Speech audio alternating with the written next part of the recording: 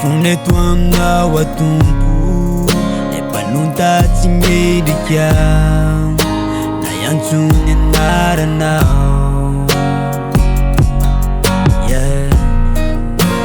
Baotrany vavako Zeo I masonao menatrao Nefa naiko efa endrika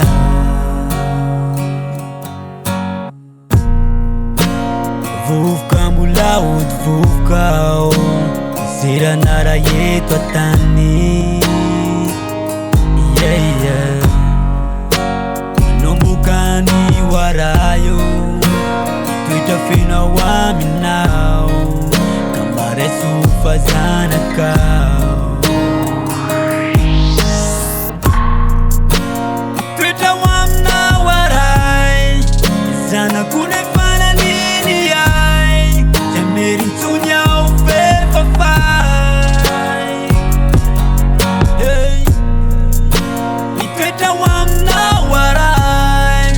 Zanako nefa naniny ay Jamerintsonya ao fefafay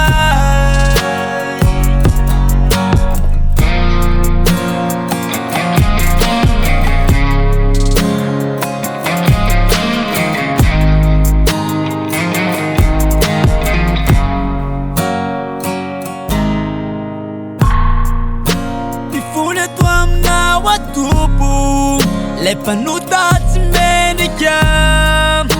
Na iantsony anaranao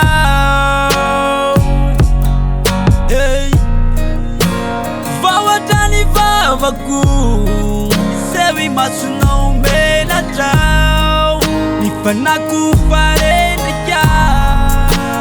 Toetra aminao waray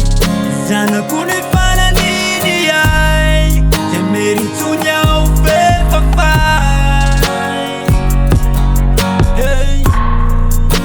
Itoetra aminao waray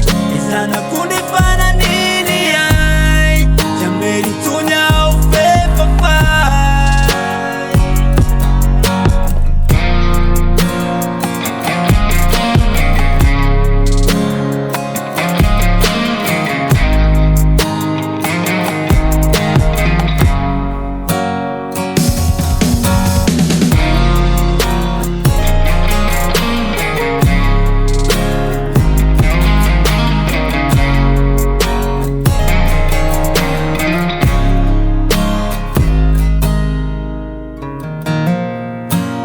Toetra aminao waray